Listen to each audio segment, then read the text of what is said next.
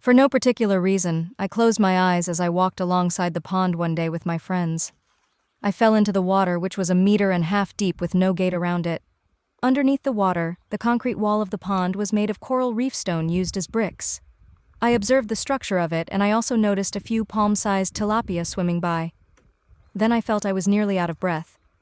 Suddenly I remembered I saw Olympic swimmers swimming on TV.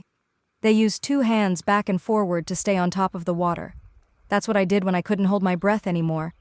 I gulped in a huge breath of water, which surprisingly didn't hurt at all. I continued flapping my arms and breathed in water once or twice more.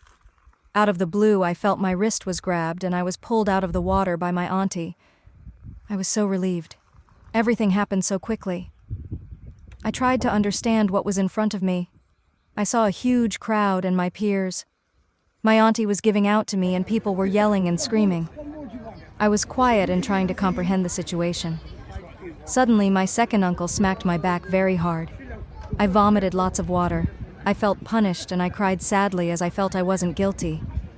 Until I was an adult, I didn't realize that if he didn't try to get the water out of my lungs, I could have died. He told me he was a paramedic in the army. After the incidents, I was obsessed by the fact that I had been rescued because I had tried to copy what I saw the Olympic swimmers doing.